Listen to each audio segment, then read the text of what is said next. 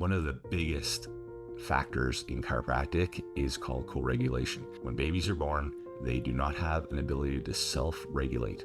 They've also not had an ability to develop their ventral vagal system. The longer that they are stay regulated with a safe co-regulator, which is a mom or a family member, then it puts them in an environment where they're actually able to develop that ventral vagal and then learn how to get into that regulated state, so that as they get older, they have more of ability to self-regulate. Now, this is very important because if someone's grown up and they've never had a safe co-regulator, that means they've never really been regulated. That means they have a super hard time to self-regulate.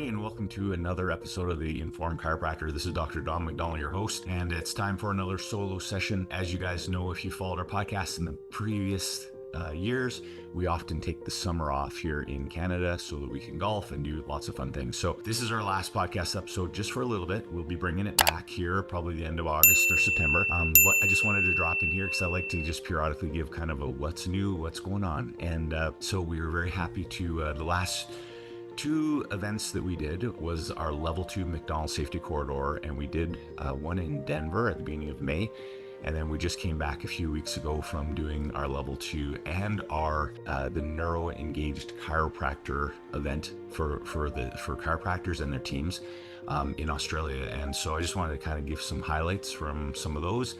And then we'll just give you a little update of what's coming up in the future, and just some kind of notes that are learnings that we've been working with chiropractors, either one-on-one or both in the seminars over the last 2 or 3 months. So first thing, it was very interesting. Tell you a little story about as we're developing the MacDonald Safety Corridor Protocol. It's a little bit like how Dr. Stephen Porges had created the polyvagal theory, and how he said that it's never finished. So there's always nuances, and that's the thing about science. You want to try new things, get feedback, measure it, tweak it, add to it. So I want that same thing happen with the protocol. And like the MacDonald Safety Corridor Protocol is not a chiropractic technique per se, because what it does is it uses all the current techniques, whether it's diversified and Thompson or Gonstead or Activator. And we take those and we basically put it through a polyvagal lens. And by putting it through a polyvagal lens, I've created something that's called the safety sandwich. And with this safety sandwich, we'll get into a lot more detail when we actually do those live technique events. But just to break it down for you is the nervous system. Again, we always want to remember neuroception. And I want to even back it up even more. These basic principles of the polyvagal theory are so deep that we've gone over them for the last 4 or 5 years, and I just get deeper and deeper, and they're more and more profound as I get into them and I use them and apply them and teach them, and then get feedback from other chiropractors that do them. So often when we first hear these, we are like, oh, I've already heard that, or I just dismiss it. But I just wanted to kind of reiterate, it is super important and super impactful. And so when we do this safety sandwich with the MacDonald Safety Corridor, our first main goal is to provide safety, neurological safety in that practice member. And that's with like the way we're holding them, the way we're stabilizing them, the way we're moving our body, the way their body is on the table. If the headrest is too low or too high, like we want to take all that tension out of the body. It's even how we talk to them. It's the environment of our practice. That's why the neuro engaged chiropractic seminar was so important, which we'll be doing in Amsterdam coming up in September, is just creating that environment so that when your practice members actually start to come in to your office, it's very deliberate to kind of create that front end safety sandwich. So we want that nervous system already starting to dial down before we get on the table, and it just makes such an immense difference in the chiropractic adjustment. A lot of you may have what we call a face down practice, and that's the goal of that as well, is we want people off their feet. We want them out of gravity. We want them off their phone. We want them just to almost like work on that interoceptive feeling where they're actually feeling inside their body. Like there's just probably about 40 different things or 50 different things that we'd all put together that all layer into that front end of that sandwich. The second part of it is removing danger or removing threat. And so that's finding the vertebral subluxation and making sure that it's the correct, like it is the one that's subluxated.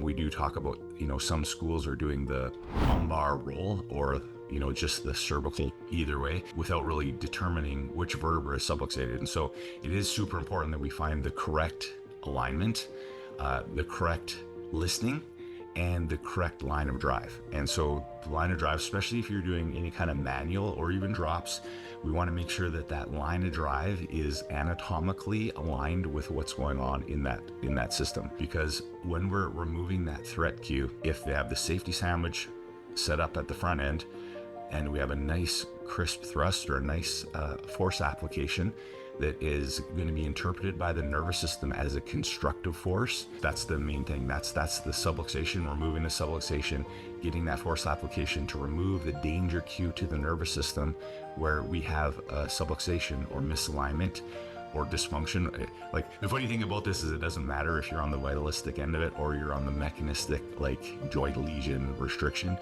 It's exactly the same thing, because as we get proper movement in the spine, that is going to be a signal of safety and a removal of a danger cue to our neuroceptive surveillance system to be able to allow our whole nervous system globally to get more into a regulated state. So that's the removing danger.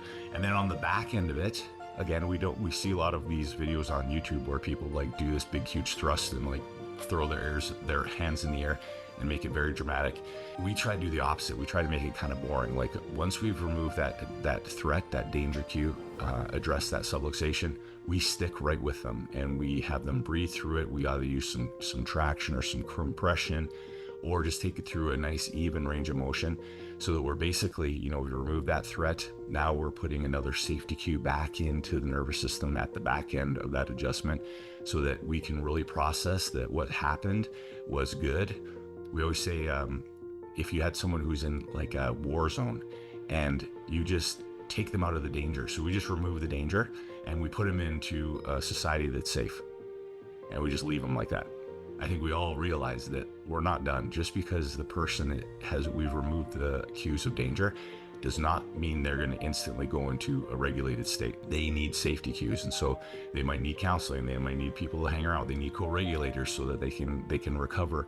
They'll probably need time to process the trauma that's been like stored up in their body from all that danger in their environment. So just having that in mind when you're adjusting is just super helpful, because we just be able to get that adjustment to have an amplified regulatory effect. And so that's kind of just one of the points that I wanted to bring up about that. And so we've been teaching this, and we were going to do our level 2. So our level 1 again is the upper spine, some cranials, and then the upper rib cage.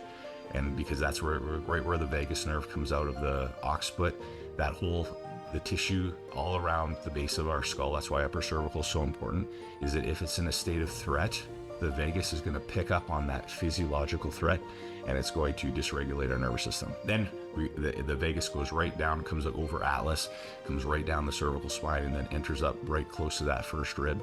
And again, if we're subluxated in those upper ribs and we have physiological tension in the traps, scalenes, again, that's going to be a threat response that's picked up by the vagus. Because you got to remember, the vagus it's sensory, so it's actually like surveilling the body constantly for threat, like 24/7. And again, this is below our cognitive awareness. So that's level 1. Our level 2 seminar, we do below diaphragm. So we're doing the lower 6 ribs, diaphragm, viscera, all the way down to the pelvis, lumbars. And then what we added this year, which was really interesting, is that right before we're doing level 2, because we actually end up evolving this each time. Every single time we do our level 1 or level 2 or level 3, we basically upgrade it or update it depending on what we've seen, not only in my practice, but it's really cool is when I'm adjusting other chiropractors that they have such a great interoception of their body. That feedback is super important because it tells us a lot of what's going on or what they're experiencing. And so it's been helpful for us to be able to adapt this protocol. So I was just finding there's a lot more stuff going on with pelvic floor with some of my practice members. So I started doing some stuff like bladder lifts, and then doing some releases around the coccyx externally, and the lower glute area, just to like kind of the back end of the pelvic floor. And so we started teaching this in Denver, and then we had a lot of female chiropractors, like, cause there's a lot of female chiropractors that come to our events. And so I just didn't realize they've all been in practice for like more than 10 years. So many of them had some challenges with pelvic floor, which kind of almost opened my eyes, because it's not a normal thing that a lot of people talk about. And so I started working on those chiropractors and getting some feedback. And then that kind of just sparked some interest, because like when I was teaching it, when you're teaching the musculature of the pelvic floor, and you just look at that, you can just tell that if there is distortion or tension or torque in that pelvic floor, realizing that it's mostly fascia. And actually, when you look at that skeleton and you look at the base of the skeleton, there's nothing there, right? That's the birth canal for females, and it's just tissue. And so basically I call it the bowl of fascia. And that bowl of fascia, when it's proper toned, it's almost like a springiness to it. So it actually gives the whole base of your pelvis a nice springiness, which is a safety cue. And when that is torqued, that puts danger cues right up from the base of your pelvis. And it's funny because as I was teaching this, a few of them were saying, hey, have you ever done the Logan technique? Because the Logan technique really has a focus on the sacrum, and they do a lot of the adjustments using the sacral tuberous ligament. And I'm like, well, no, I haven't. And so it was interesting, because then after I looked into it, and it was really funny because, a lot of techniques are above down. So they go atlas down or upper cervical down. And then Logan was like bottom up with the foundation. And so we all know that like there's so many different techniques in chiropractic, but they all work. And the reason they all work is what we know from the polyvagal theory. And that's why understanding this is super helpful for just understanding why we see what we do in practice and why it's so beneficial. So anyway, I looked into that, and then I started doing then I started talking to just some of my regular practice members. I had a couple of my practice members have been with me for like 20 years. And then lo and behold, I had a few come in with like really bad pelvic floor problems. And so I was just looking at a few different things and coming at it from a few different angles, and added a whole protocol so that we have like the saddle of the pelvic floor. And then there's a protocol for the anterior, the posterior, and then the medial. And then I presented it for the first time in Australia just a few weeks ago, and again, chiropractors were just very open to being checked and adjusted that way. And again, super amazing feedback. I got to do that also with one of our chiropractors who's pregnant, and so you could see the difference between the pregnancy. And so it's just evolved from that point on. And so if you ever get a chance to come to level 2, it'll all be amplified with all this information that we've actually learned from doing these lab events. We don't have any more we might have a technique seminar coming up. We just started working on the details in October, but I won't say yet because I don't know for sure if that's going to be happening. But as far as getting you to understand chiropractic, if you are in Europe, Amsterdam is going to be September 6th. And so we have probably about 10 spots as the date of the recording for this, but we've never been in Amsterdam before. So if you're anywhere in Europe and you want to come visit us. And then of course, at the end of the year, we have our Toronto, the Informed Chiropractor Super Conference in Toronto on I think the first Saturday in December. And if you just go to the website, theinformedchiropractor.com, we have all of those events up there. Plus, I've just added something special. If you're listening to this and you're going, I want to learn a little bit more about the polyvagal theory and what it relates to chiropractic, we've actually created a free 1-hour course on introducing chiropractors to the polyvagal theory. And it's just on our homepage of theinformedchiropractor.com. And you just have to sign up, and it's a free download. And it's a 1 hour, I think there's like 6 little mini lessons to go through these different components, but super deep stuff. Like the more I learn about this and the more I see it implemented, this is insanely powerful. And it just gets to be more and more excited. I get some people going, you're really excited about that polyvagal theory, aren't you? And I'm like, I'm not so excited about the polyvagal theory, but I'm super excited about its application in chiropractic. So I just want to talk about a couple things that we've really been focusing on with chiropractors, and neuroregulation is one of them. One of the biggest factors in chiropractic is called co-regulation. And I've mentioned this before, just want to remind it again. When babies are born, they do not have an ability to self-regulate. They've also not had an ability to develop their ventral vagal system. The longer that they are stay regulated with a safe co-regulator, which is a mom or a family member, then it puts them in an environment where they're actually able to develop that ventral vagal and then learn how to get into that regulated state, so that as they get older, they have more of ability to self-regulate. Now, this is very important because if someone's grown up and they've never had a safe co-regulator, that means they've never really been regulated. That means they have a super hard time to self-regulate. Now, this would be super important when you have a new practice member coming in and getting a little bit of a history around that. Because when I came out of chiropractic school, I kind of thought, you follow the instructions of a technique and everybody should get better at the same rate. And if they didn't, I thought I was a bad chiropractor. But if we really understand this, we really understand that if someone's never actually learned to regulate, because they've never had a safe co-regulator, you might be the only safe human that they have in their life. And when you understand that, we also know how to temper our expectations on how quickly someone's going to be responding to whatever has been ailing them. So if you're an injured, you have an injury, you're having a health issue, we all know that being in a regulated state is a little bit like tending to soil. So if you want to grow plants, you don't actually work on growing the plants. What you do, or the flowers, you just make sure that the soil is tended. There's no toxins in it, there's good water in it, there's good sun in it. And then when you have the environment that's optimal for healing, that's when it happens. And that's our goal in chiropractic, is that most people spend most of their life in a dysregulated state. The more often we can get them in a regulated state, the more of that prime soil time is allowing the body to heal itself. Because again, when we're in a protected state, it is good because we're trying to prevent further injury, prevent being killed, or prevent dying. But that is not a state of healing. And so many people are wired for threat that are, I think, especially after COVID, like it's absolutely insane. Like, I think this wasn't, maybe it probably was as important, but because now that I see it, I can't unsee it. But so many people are in this protected dorsal shutdown state that we just need to have a little bit different expectations, and sometimes a little bit of a different game plan when we're working with these people. And that's why, again, I come back to the point of our chiropractors being regulated. That is an action plan. Like, we need to think of ourselves always as pro athletes. I always say this all the time. We got to think of ourselves as a pro athlete, and a pro athlete trains for their events, which we still train. We want to train on our technique. We want to train on our knowledge. But an athlete also makes sure that they're strong and they are recovered. So they're rested and restored for event days. We need to really focus on that resting and restoring so that we become regulated, so that we become a very, very strong co-regulator for our practice members, because that's super important.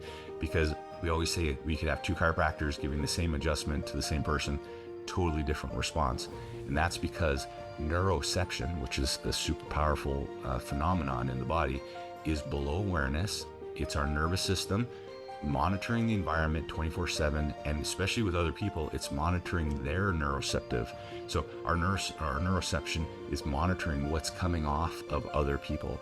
And so if we have, had a really bad day and then we go to work and we don't reset our state, that actually is being picked up unconsciously by our practice members, which then will alter the safety sandwich, which will then alter that adjustment, which will decrease the amount of regulatory effect you have on that chiropractic adjustment, which, even if it's a little bit regulated, it doesn't last as long. And so they can just get right back to that dysregulated state.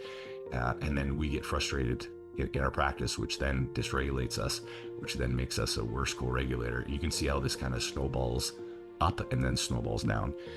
The other concept that I really wanted to talk about was safety versus the comfort zone, because some people think that safety is like kind of an airy-fairy, kind of a wussy concept, but safety, being neurologically safe, isn't about just being in your comfort zone. Because if you actually do nothing and just stay in your comfort zone, and you don't stress yourself or you don't stretch yourself, we just start degenerating, and actually that is unsafe. Now that becomes unsafe again, because we always talk about if you're going too far outside your comfort zone, we always talk about the zone, and the zone is about like 5 or 6% outside your comfort zone, where you got a little bit of that sympathetics going, but you're still in a regulated state, so you're still in a hyper learning state. That is the zone that we actually learn in the best. If we don't stress ourselves at all or stay totally in our comfort zone, we actually become less resilient, and we get triggered more often, and our window of tolerance actually decreases. And if we go too high, again, we overload the system, and our window of tolerance decreases and our tolerance decreases. But we need to always stay in that sweet spot where you're still neurologically feeling pretty safe, but you're just stressing it just a little bit. I always say in chiropractic offices, it's kind of like you have a few people waiting in the front. It's not like 30 people waiting at the front, but maybe you have 4 or 5 people waiting at the front. Your tables are full. You are on flow. You're not like massively behind, but there's just a little bit of a push, and you are present, and you're not feeling uncomfortable. That is the learning state, and that is the zone. And that's actually the zone that like a lot of athletes like to get in, where there's a little bit of pressure, but you are still in that regulated state. So that's kind of our target in life, is to make sure that we understand about safety in our nervous system, understand about being regulated, but not using that as an excuse to just say, hey, I just want to be in my comfort zone so that I don't have to grow. So those are just some cool concepts that I've been working on with not only myself, but some of the chiropractors we've been working with. We are taking the summer off. We are going to be golfing in BC, and then we're going to be going to the Wave. So if anybody is actually coming out to the Wave, we'd love to see you out at the Wave. And then any European chiropractors, we'd really love to see you in Amsterdam, because this stuff is super powerful. We've had feedback from offices that have come together with their staff, and just by changing that atmosphere and the neuroceptive safety regulation in your office, like we've had chiropractors say, like, kids that normally run around and blow up the whole place have been a lot more calm. Like, people are just like enjoying that area and just being able to relax and get regulated super fast. And so we want the chiropractic adjustment to start the moment they walk in the front door, and then last to far reaching to when they get back to their family, so that they can actually spread the good vibes to their family. So again, I'd love to hear from you guys. If you have any questions or any topics you'd love to be covered when we come back after the summer break. But until next time, have yourself a wonderful day and a wonderful summer, unless you're down under, and have a wonderful winter. And we will see you again here at the end of August or September.